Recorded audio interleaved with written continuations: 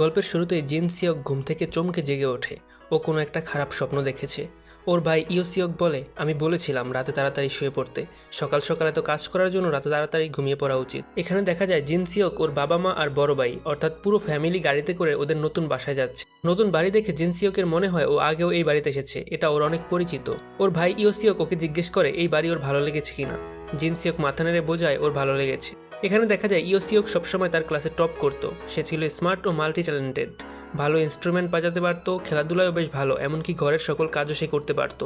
সবাই তাকে বেশ পছন্দ করত। ইও সিওক হচ্ছে জিন সিওকের আইডল। 1 বছর আগে কার অ্যাক্সিডেন্টে ইও সিওকের বা পায়ে গভীর আঘাত লাগে, যার দরুন ও একটু খুঁড়িয়ে হাঁটে। এরপর ওরা সবাই মিলে ঘরের সকল জিনিসপত্র গুছিয়ে ফেলে। দিনটি ছিল 1997 সালের 5 মে। ঘরের আগের মালিক একটা রুমে তার কিছু জিনিসপত্র রেখে যায়, তাই জিন সিওক আর ইও সিওক একই রুম শেয়ার করার সিদ্ধান্ত নেয়। খাবার টেবিলে ওদের বাবা ওদেরকে বলে আগের মালিক যে রুমে তার জিনিসপত্র রেখে গেছে সেই রুমে ওরা কেউ যাতে না যায়, কারণ তিনি ওই রুমে কাউকে যেতে বারবার বারণ করে গেছেন। তখনই জিন সিওক ওই রুম থেকে কিছু একটা পড়ার আওয়াজ শুনতে পায়, কিন্তু ওর বাবা বলে এটা মেঘ ঢাকার আওয়াজ। কিন্তু ওর মনে সন্দেহ থেকে যায়। রাতের বেলা জিন সিওক গান শুনছিল, তখনই ও আবার ওই রুম থেকে ভারী কিছু একটা পড়ার শব্দ শুনতে পায়। ও নিজের রুম থেকে ধীরে ধীরে বেরিয়ে ওই রুমের সামনে আসে। ও দরজা খুলতে যাবে এমন সময় কেউ একজন ওর কাঁধে হাত রাখে। ও প্রচন্ড ভয় পেয়ে ঘুরে দাঁড়ায় এবং দেখে যে ওর ভাই দাঁড়িয়ে আছে। ওর ভাই জিজ্ঞেস করে তুই এখানে কি করছিস। তখন জিন সিওক বলে যে এই রুম থেকে শব্দ আসছিল। ওর ভাই দরজায় কান পেতে শব্দ শোনার চেষ্টা করে, কিন্তু কিছুই শুনতে পায় না। ও জিন সিওককে বলে তুই শুধু না পড়ার বাহানা করছিস। তখন জিন সিওক বলে আমি আসলেই শব্দ শুনেছি, কিন্তু ইয়ন সিওক বিশ্বাস করে না এবং বলে এরকম লাগবে বাইরে হেঁটে আসা উচিত। এরপর ইয়ন সিওক জিন সিওককে নিয়ে বৃষ্টির মধ্যে ছাতা হাতে বাইরে বেরিয়ে আসে। তখনই ওদের বাবা ইয়ন সিওককে ফোন করে একটা ডকুমেন্টের কথা বলে, যেটা উনি ইয়ন সিওককে রাখতে দিয়েছিলেন।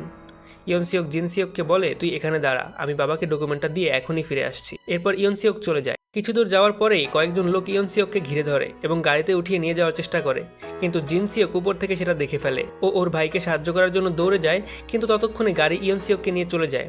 জিন সিওক গাড়ির নম্বর মুখস্থ করে রাখে। এরপর জিন সিওক দৌড়ে বাসায় আসে এবং ওর বাবা মাকে বলে ওরা ইয়ন সিওককে কিডন্যাপ করে নিয়ে গেছে। এটা বলেই ও অজ্ঞান হয়ে পড়ে যায়। ওর যখন জ্ঞান ফিরে ও দেখতে পায় ওর বাবা মা ওর পাশে বসে আছে।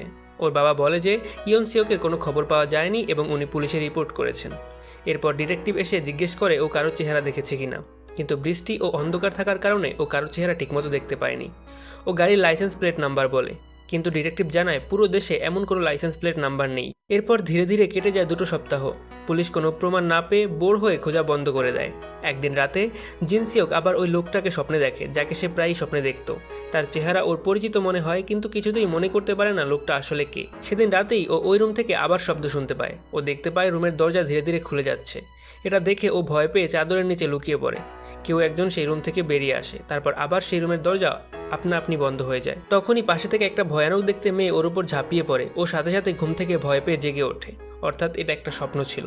সেদিন ছিল ইয়ন সিওক এর কিডন্যাপ হওয়ার 19তম দিন। ও দেখতে পায় ইয়ন সিওক ফিরে এসেছে, কিন্তু গত 19 দিনে কি ঘটেছে তার বিন্দুমাত্র ইয়ন সিওকের মনে নেই। ডাক্তারের মতে এটা ডিসোসিয়েটিভ অ্যামনেশিয়া হতে পারে, যেটা সকল কষ্টের স্মৃতি মুছে দেয়।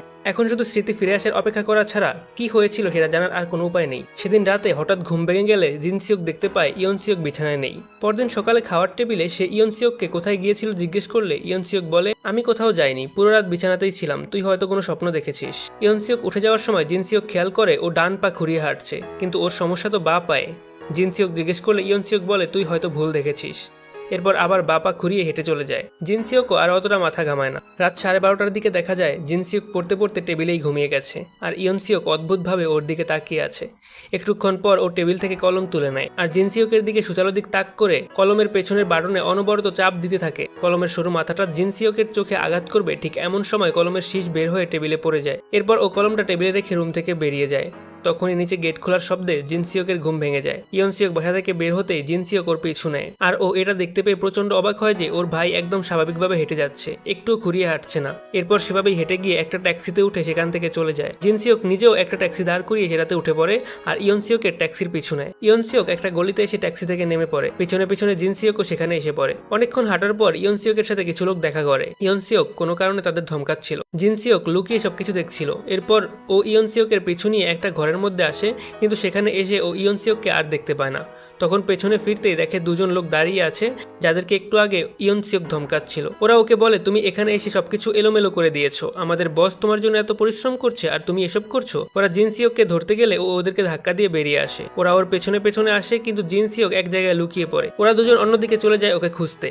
জিন সিওক সেখান থেকে বের হতেই পেছন থেকে ইয়ন সিওক ওর মুখে রুমাল চেপে ধরে ওকে অজ্ঞান করে ফেলে। ও যখন জ্ঞান ফিরে পায় তখন অবাক হয়ে দেখে ও ওর নিজের রুমে পড়ার টেবিলে মাথা রেখে শুয়ে আছে। পেছন থেকে ইয়ন সিওক বলে ওঠে, তুই এখনো পড়ছিস? ইয়ন সিওকের গলার স্বর পেয়ে ও চমকে ঘুরে তাকায়, যেন বিশ্বাস করতে পারছে না। ও দৌড়ে ওয়াশরুমে চলে আসে। কি হচ্ছে ও বুঝতে পারছে না। সবই কি স্বপ্ন? তাহলে এতটা বাস্তব মনে হয় কেন? ইয়ন সিওক বাইরে থেকে জিজ্ঞেস করে কোনো সমস্যা হয়েছে কিনা। জিন সিওক চিৎকার করে বলে, চলে যাও তুমি এখান থেকে। ইয়ন সিওক অবাক হয়, জিজ্ঞেস করে, এমন ব্যবহার করছিস কেন? আমাকে বল কি সমস্যা। জিন সিওক বলে, আমি তোমার পিছনে গিয়েছিলাম কাল রাতে। ওরা কারা ছিল যারা আমার পেছনে আমাকে ধরার জন্য দৌড়াচ্ছিল? ইয়ন সিওক বলে, আমি কোথায় গিয়েছিলাম কাল রাতে? আমি তো তোর সামনেই শুয়ে পড়েছিলাম, তুই হয়তো কোনো স্বপ্ন দেখেছিস। জিন সিওক রেগে বলে, আমার সব স্পষ্ট মনে আছে, কোনো স্বপ্ন ছিল না। তুমি যখন কলমটা আমার চোখের সামনে ক্লিক করছিলে তখনও আমি সজাগ ছিলাম। আমার ভাই কোথায়? কি করেছো তোমরা আমার ভাইয়ের সাথে? ইয়ন সিওকের কোনো উত্তর না পেয়ে ও ওয়াশরুম থেকে একটা লোহার পাইপ হাতে নিয়ে ধীরে ধীরে বের হয়। ইয়ন সিওককে দেখেই ও আঘাত করতে যায়, কিন্তু ইয়ন সিওক ওর হাত থেকে পাইপ নিয়ে নেয় আর ওকে ফ্লোরে চেপে ধরে বলে, আমার কথা মনোযোগ দিয়ে শোন। পেন্সিল থেকে শুরু করে আমার ট্যাক্সির পিছনে যাওয়া বা কারো তোকে ধরতে চাওয়া এমন কিছুই হয়নি। জিন সিওককে প্রতিদিন অ্যাংজাইটির ওষুধ খেতে হতো, কিন্তু গতকাল তার ওষুধটা হাত থেকে পড়ে টেবিলের নিচে চলে যায়। ইয়ন সিওক আবার জিজ্ঞেস করে, গতকাল তুই তোর ওষুধ খেয়েছিলি? আমার তো মনে হয় খাসনি, তাই এসব কিছু দেখছিস। এরপর ইয়ন সিওক দাঁড়িয়ে থেকে ওকে ওষুধ খাওয়ায়। জিন সিওক ওকে সরি বলে। ইয়ন সিওক চলে যাওয়ার পর জিন সিওক পড়ার টেবিলে বসে নিচে পড়ে থাকা কলমটা তুলতে যেতেই দেখে কাল রাতে কলম থেকে বের হওয়া শীষটা টেবিলে পড়ে আছে। ও বুঝে যায় গতকাল রাতের ওটা স্বপ্ন ছিল না। ওটা যদি স্বপ্ন হতো তাহলে কলমের শীষটাও কলমের ভেতরেই থাকতো। তখনই ওর আরও মনে পড়ে ও ট্যাক্সির কথা ইয়ন সিওকের সামনে উল্লেখই করেনি। তাহলে ইয়ন সিওক ট্যাক্সির কথা জানলো কিভাবে? এদিকে ইয়ন সিওক কাউকে ফোনে বলে, আমি আসছি, তুমি অপেক্ষা করো। এরপরই ও খুঁড়িয়ে হাঁটা বন্ধ করে এবং স্বাভাবিকভাবে হাঁটতে থাকে। তখন জিন সিওক ওর মাকে সবকিছু খুলে বলে। ও ওর মাকে বলে এখনই ওর বাবাকে এসব না বলতে। আজ রাতে ইয়ন সিওক যদি আবার ওখানে যায় তাহলে আমরা ওর পিছু নেব। ওর মা জিজ্ঞেস করে, তোমার সত্যি মনে হয় যে তোমার ভাই অন্যায় কিছু করছে? তখন জিন সিওক বলে, ওই লোক আমার ভাই নয়। এটা বলে ও ওখান থেকে চলে যায়। রাতের বেলা ও হাতে একটা মোটা লাঠি নিয়ে আগের মালিকের মালপত্র রেখে যাওয়া রুমের দরজা খুলে সেই রুমে প্রবেশ করে। এরপরই ও দেখতে পায় ভয়ানক এক দৃশ্য। ইয়ন সিওক গলায় দড়ি দিয়ে সিলিং থেকে ঝুলছে। এটা দেখেই ও ভয় পেয়ে ধর্মরিয়ে ঘুম থেকে জেগে ওঠে, অর্থাৎ এটাও একটা স্বপ্ন ছিল। ও কিচেনে গিয়ে এক গ্লাস পানি পান করে ফিরে আসছিল। তখনই ও শুনতে পায় ওর মা ইয়ন সিওককে ফোনে বলছে, তাড়াতাড়ি ফিরে এসো। জিয়ন সিওক সব বুঝে ফেলেছে। ও আমাকে বলেছে তুমি ওর ভাই নও, আর কাল রাতে ও তোমার পিছু নিয়েছিল। আর তোমাকে খোঁজার জন্য হায়ার করা ডিটেকটিভ যে নকল ছিল সেটাও ও বুঝে গেছে। জিন সিওক বুঝতে পারে ওর মা এখানে ওর উপস্থিতি টের পেয়ে গেছে। ওর মা ওকে দেখতে পাওয়ার আগেই ও লুকিয়ে পড়ে। ওর মা ওর রুমে ওকে চেক করতে যাচ্ছিল, তাই ও দেয়াল বেয়ে কষ্ট করে নিজের রুমে এসে শুয়ে পড়ে, যাতে ওর মা বুঝতে না পারে যে ও তার কথা শুনে ফেলেছে। কিন্তু ওর মা বুঝে ফেলে যে ও ঘুমানোর নাটক করছে আর ওনার সব কথা শুনে ফেলেছে। এরপর উনি কাউকে ফোনে বলে, আপনাকে এখনই আসতে হবে, কারণ জিন সিওক বুঝে গেছে যে আমি ওর মা নই। জিন সিওক জানালা দিয়ে বেরিয়ে বাইরে চলে আসে আর রাস্তায় এসেই ওর বাবাকে দেখতে পায়, কিন্তু ও বুঝতে পারে এটা ওর বাবা নয়, তাই ও ওনাকে ধাক্কা দিয়ে দৌড় দেয়। কিন্তু ওনাদের সাথে একটা ছেলে ওকে ধরতে আসে। কিছু দূর দৌড়ানোর পর ও একটা পুলিশের গাড়ির সামনে গিয়ে পড়ে। পুলিশ দেখে ওকে তাড়া করতে আসা ছেলেটা পালিয়ে যায়। পুলিশ স্টেশনে এসে জিন সিওক তাদেরকে সবকিছু বলে দেয়। পুলিশ ওর সম্পর্কে সকল তথ্য বের করে বলে, তুমি 1977 সালে জন্মেছো, তাহলে তোমার বয়স এখন 41 বছর। ও অবাক হয়ে বলে, কিন্তু আমার বয়স তো 21 বছর, এখন 1997 সাল চলছে, তাহলে আমার বয়স 41 হয় কিভাবে? তখন পুলিশ তাকে ক্যালেন্ডার দেখায়, যেখানে দেখা যায় এখন 2017 সালের 5ই মে। ও অবাক হয়ে যায়, কিছুই বুঝতে পারছিল না। ও আয়নায় তাকিয়ে দেখতে পায় ওর চেহারা 21 বছর বয়সী যুবকের মতো নয়, বরং 41 বছর বয়সী লোকের মতো। ও বাড়িতে ফিরে এসে কাউকে দেখতে পায় না। ও ওই রুমে প্রবেশ করে যেখানে আগের মালিকের জিনিসপত্র রাখা ছিল। সেখানে ও দেখতে পায় নিচে পড়ে থাকা দুটো ম্যানিকুইন, যাতে রক্ত লেগে আছে, আর একটার পাশে পড়ে আছে রক্তমাখা ছুরি। তখনই পাশের রুম থেকে ওর নকল ভাই, মা আর বাবা বেরিয়ে আসে। ওর নকল ভাই, যার আসল নাম সং উক, সে বলে, আমাদের প্ল্যান আবারও ফেল হয়ে গেছে। জিন সিওক জিজ্ঞেস করে, তোমরা আমার সাথে কি করেছো? তখন সং উক বলতে শুরু করে, এটা 20 বছর আগের কথা। 20 ডিসেম্বর 1997 সাল এক পরিবারের দুজন সদস্যের খুন হয়েছিল এই রুমেই। একজন মা আর মেয়ের খুন হয়। ফরেন্সিক আর পুলিশ কেউই কেসের সমাধান করতে পারেনি। যারা খুন হয় তাদের পরিবার 16 বছর পর আবার এই কেসের সমাধান করার জন্য লোক হায়ার করে। 4 বছর পর ওরা খুনিকে ধরতে সফল হয়, যেটা হচ্ছে তুমি। আমরা তোমার ওপর টর্চার করেছি, কিন্তু তুমি কিছুই মনে করতে পারোনি। তখন একজন ফরেন্সিক হিপনোসিস এক্সপার্টকে ডাকা হয়। উনি বলেছিলেন তোমার জীবনকে ছোটবেলা, টিনেজ, 20, 30 বা 40 বছরে ভাগ করা হলে এর মধ্যে যে কোনো একটা ভাগে তুমি জীবনের সবচেয়ে খারাপ সময় পার করেছো, আর তোমার মস্তিষ্ক ওই সময়ের সকল স্মৃতি মুছে ফেলেছে। আমরা হিপনোথেরাপি ব্যবহার করে ওই সময়ের স্মৃতি জানার চেষ্টা করেছি, কিন্তু তোমার মস্তিষ্ক ওই সময়ের কোনো স্মৃতি মনে করতে চাচ্ছে না, যার ফলে কোনো পদ্ধতিই কাজ করছে না। এটিকে বলা হয় ডিসোসিয়েটিভ অ্যামনেশিয়া। এই স্মৃতি এতটাই কষ্টদায়ক ছিল যে তোমার মস্তিষ্ক ওগুলো ভুলে যাওয়াটাই সহজ মনে করেছে। তখন ওই হিপনোসিস এক্সপার্ট বলেন, যদি আমরা তোমাকে ওই ঘটনার ঠিক আগে নিয়ে যাই, অর্থাৎ এমন পরিবেশ তৈরি করি যা তোমার খারাপ স্মৃতিগুলো তৈরি হওয়ার আগে ছিল, তাহলে হয়তো তুমি সবকিছু মনে করতে পারবে, অর্থাৎ 6 মে 1997 এর আগে। আর তোমাকে একটা স্লিপ ইনডিউসার পিল খাওয়াতে হবে। এরপর আমরা তোমাকে হিপনোটাইজ করে 5 মে 1997 সালে নিয়ে যাই, যেখানে তুমি গাড়িতে করে তোমার মা, বাবা এবং তোমার ভাইয়ের সাথে কোথাও যাচ্ছিলে।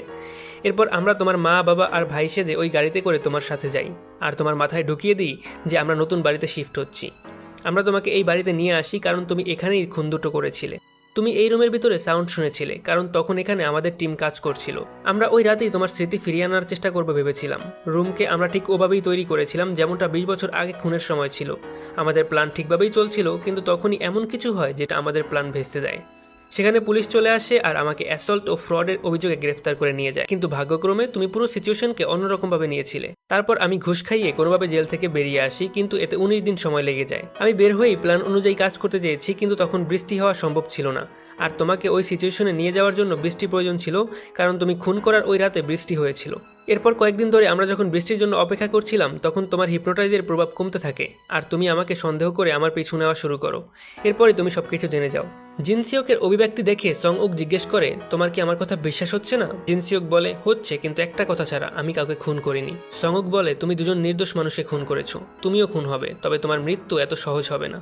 আমি মরবো না। এটা বলেই জিনসিওক চলন্ত গাড়ির দরজা খুলে রাস্তা ঝাঁপিয়ে পড়ে। এরপর ও কোনো ক্রমে রাস্তা পার হয়ে দৌড়াতে থাকে, কিন্তু ওরা গাড়িতে করে ওর পিছু নেয়। তখন অন্য একটা গাড়ি সামনে এসে পড়ে আর ওরা কন্ট্রোল করতে না পেরে সেটার সাথে ধাক্কা দিয়ে ফেলে আর আঘাত পেয়ে অজ্ঞান হয়ে যায়। জিনসিওক এসে রাস্তার উপরে দাঁড়ায় আর তখনই একটা গাড়ি এসে ওকে ধাক্কা দিয়ে ফেলে দেয়। ড্রাইভার বেরিয়ে এসে 911-এ কল করে। এরপর ওকে হাসপাতালে ভর্তি করা হয়। ওখানে জিনসিওকের সকল স্মৃতি মনে পড়তে থাকে। 5 মে 1997 ওরা গাড়িতে করে কোথাও যাচ্ছিল, তখনই ওদের গাড়ি অ্যাক্সিডেন্ট করে। এরপর অ্যাক্সিডেন্টের 6 মাস পরের সিন দেখা যায়। জিনসিওক এর বাবা আর মা ওই অ্যাক্সিডেন্টে মারা যায়, আর ওর ভাই অ্যাক্সিডেন্টের পর থেকেই হসপিটালে ভর্তি ছিল। ও হতাশায় ভুগছিল কারণ ওর ভাইয়ের জীবন বাঁচানোর জন্য সার্জারি করতে হবে, যার টাকা ওর কাছে ছিল না। ডাক্তার ওকে তাড়াতাড়ি টাকা জোগাড় করতে বলে, কিন্তু ও সাধারণ একটা হাই স্কুল ডিপ্লোমা দিয়ে কোনো চাকরিও পাচ্ছিল না। সেদিন ওর কাছে একটা নতুন মেসেজ আসে। ওকে বলা হয় একজনকে খুন করতে হবে, যদি করতে পারে তাহলে ওর যত টাকা প্রয়োজন ওকে দেয়া হবে। জিনসিওকের কাছে আর কোনো উপায় ছিল না, ও রাজি হয়ে যায়।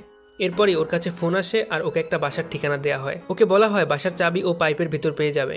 ওই বাসায় দুটো বাচ্চা আর একজন মহিলা থাকবে। বাচ্চাদের যেন কিছু না হয়, শুধু মহিলাকে মেরে ফেলবে। ও বাসার ভেতরে একটা রুমে দেখতে পায় মহিলা একটা বাচ্চাকে নিয়ে ঘুমিয়ে আছে। ও ফেরত চলে আসছিল, কিন্তু তখনই ওই মহিলার রুম থেকে বের হয়ে আসে আর ওকে পেছন থেকে দেখে মনে করে তার হাজবেন্ড। ও ঘুরতেই মহিলা ওকে দেখে চিৎকার করে ওঠে। ও বলে, প্লিজ চিল্লাবেন না, আমি চলে যাব। তখনই ওই মহিলার বড় মেয়ে দোতলা থেকে নেমে আসে আর সেও ওকে দেখে চিল্লাতে থাকে। ও মেয়েটার চিৎকার বন্ধ করতে দৌড়ে যায়, কিন্তু মেয়েটা তার রুমে ঢুকে দরজা বন্ধ করার চেষ্টা করে। ধাক্কাধাক্কির এক পর্যায়ে ও ছিটকে গিয়ে মেয়েটার ওপর পড়ে আর মেয়েটার পেটে ছুরি ঢুকে যায়। যদিও জিনসিওক ইচ্ছে করে মারেনি, কিন্তু মেয়েটা মারা যায়। তখন মহিলাটি সেখানে চলে আসে আর এই দৃশ্য দেখে চিৎকার করে। জিনসিওক ওনাকে থামাতে যায়, কিন্তু ছুরি ওনারও পেটের মধ্যে ঢুকে যায়। একসাথে দুজন মানুষকে হত্যা করে ও যেন পাথর হয়ে গিয়েছিল। ও সেখান থেকে চলে আসার সময় ওই পরিবারের ছবি দেখতে পায়। সেখানে আমরা দেখতে পাই ওই মহিলার হাজবেন্ডই মহিলাকে খুন করতে বলেছিল, আর সেই হাজবেন্ড আর কেউ নয় বরং জিনসিওকের বড় ভাইয়ের ডাক্তার। এর মধ্যে ছোট ছেলেটি ওর বাবা অর্থাৎ ডাক্তারকে ফোন করে বলে ওর মা আর বোন ফ্লোরে পড়ে আছে আর আশেপাশে অনেক রক্ত। উনি বাসায় যাওয়ার উদ্দেশ্যে পেছনে ঘুরতেই দেখেন জিনসিওক দাঁড়িয়ে আছে। ও ডাক্তারকে জিজ্ঞেস করে, আপনি এমন কেন করলেন? ওনারা তো আপনার ফ্যামিলি। ডাক্তার বলে, আমি আমার সন্তানের জন্য করেছি। আমার স্ত্রীর ইন্স্যুরেন্সের টাকা আমার দরকার ছিল, যাতে আমার বাচ্চারা রাস্তায় এসে না পড়ে।